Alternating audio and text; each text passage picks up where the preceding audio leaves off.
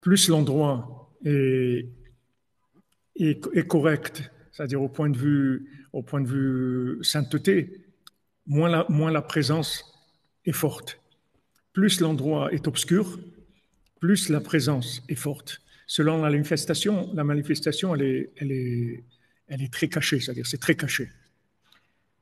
Seulement, il y a une possibilité de se connecter à cette lumière très élevée qui se trouve dans des endroits très obscurs. Et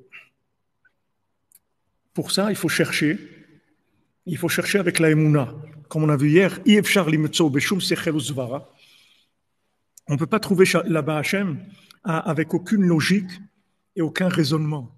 Qui m'a l'idée à Bakasha Vachibus Aye, que avec la demande et la recherche de Aye, où est-ce que tu te trouves Hachem? Mais il faut être très très fort, Bedato dans son esprit. Maintenant, où est la force? Où est la force? Où on va tirer la force pour chercher dans l'obscurité? La force de chercher dans l'obscurité, on va la tirer par le fait qu'on sait que dans cet endroit-là, notre cerveau, notre compréhension, elle nous est plus utile. Elle peut pas nous aider. C'est-à-dire, on va rien comprendre. C'est pas la peine d'utiliser le système de compréhension parce qu'il va pas nous aider.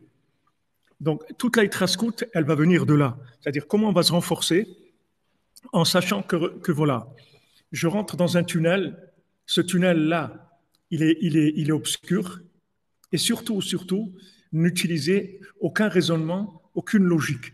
Parce que le raisonnement et la logique, ils sont complètement inutiles dans ces endroits-là. Donc, c'est ça qui va nous renforcer. Parce que, en fait, pourquoi on est affaibli? Parce que, logiquement, on ne voit pas d'issue. On est dans un tunnel, c'est noir entièrement. On ne peut pas imaginer qu'il y a une sortie de ce tunnel-là. Tout est noir, on ne voit pas de sortie. Alors maintenant, d'après notre logique, tout est obscur, il y a rien, il n'y a aucune possibilité, etc. Donc maintenant, si on veut se renforcer, la base du renforcement, c'est de mettre de côté notre logique parce qu'elle va nous être plus nuisible qu'autre chose. Plus nuisible qu'autre chose. C'est comme si vous avez quelqu'un qui vous accompagne et que vous vous trouvez dans un endroit un petit peu délicat, difficile, et va dire oui, mais c'est dangereux, mais comment on va faire? Mais tu te rends compte? Mais il commence à vous faire des réflexions comme ça. Vous dites mais tais-toi, laisse-nous avancer, laisse-nous faire ce qu'il y a à faire. Le cerveau, il est complètement dépassé. Donc sachez-le, ça c'est la base pour vous renforcer. Si vous utilisez votre cerveau, vous êtes éliminé. Parce que votre cerveau, il ne peut pas fonctionner dans l'obscurité. Le cerveau fonctionne dans la lumière. Le cerveau fonctionne quand il y a quelque chose à manger, quelque chose à gratter dans la logique. Mais quand il n'y a rien de logique, c'est tout noir, il ne fonctionne pas le cerveau. Mais ce n'est pas parce que le cerveau il ne fonctionne pas qu'il n'y a rien. Au contraire, Yotzer Or ou Boré Rocher. Dans le monde de la Yetzira, il y a la lumière.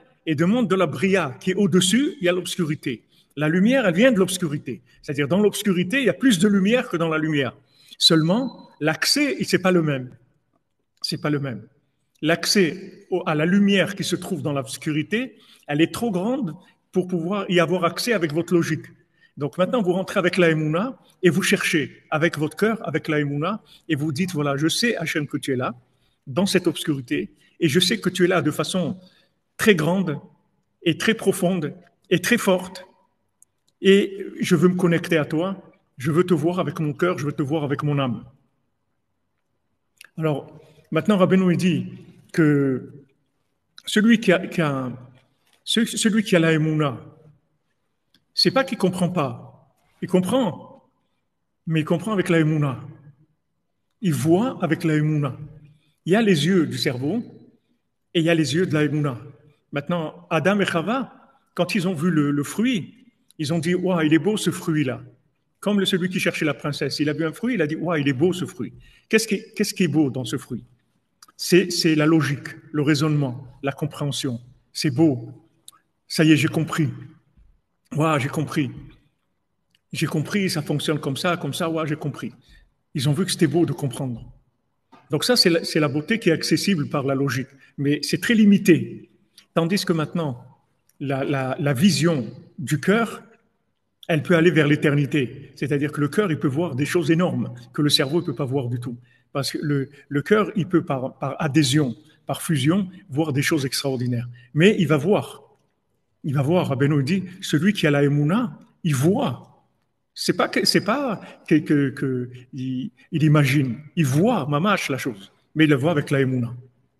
C'est pas du tout la même chose. C'est une autre approche, complètement. D'accord? Donc, il y a deux méthodes. C'est comme si maintenant vous trouvez dans l'eau, vous avez papier et vous voulez marcher. On ne peut pas marcher dans l'eau. Ou tu sais nager, ou tu ne rentres pas dans l'eau, ou tu te noies. Mais il n'y a pas marcher dans l'eau. On marche dans l'eau quand il y a un petit peu d'eau. Quand il y a 30 centimètres d'eau, ok, on marche dans l'eau, pas de problème. Maintenant, si tu rentres plus, fais attention, parce qu'à un moment, les pieds, ils ne marchent plus. Ils ne servent à rien. Maintenant, il faut se mettre à nager, c'est autre chose. Donc, soit tu as un bouée, soit il y a un bateau, soit tu as une barque, soit tu as ce que tu veux. Mais tu ne peux plus marcher. Il n'y a plus possibilité de marcher. C'est exactement la même chose. On appelle Yam HaChochma, l'océan de la sagesse, et Rav Ben Nachman, il utilise cet exemple-là. Il dit que l'océan de la connaissance, il est extraordinaire et merveilleux, mais il faut une barque. Il faut savoir nager, il faut un bateau, mais on ne peut plus utiliser le fonctionnement normal. Donc, vous allez arriver à des moments dans votre vie, où le moment qu'on passe maintenant, on vit, on revit la destruction du temple, le problème du manque du temple, on ne peut pas le vivre avec de la logique.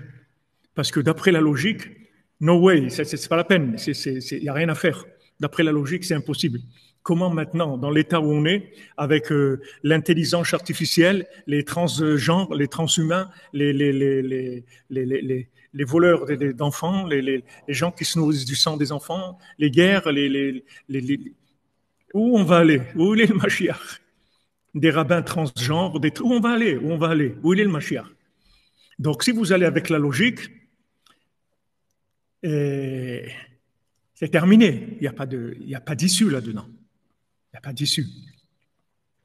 Donc, on nous avertit. On dit, voilà, sache que Mashiach, il va venir Be'esechadat. Mashiach, il va venir quand tu ne vas rien comprendre. Donc, quand tu vois qu'il n'y a plus d'approche par la logique, attends-toi à la venue du Mashiach.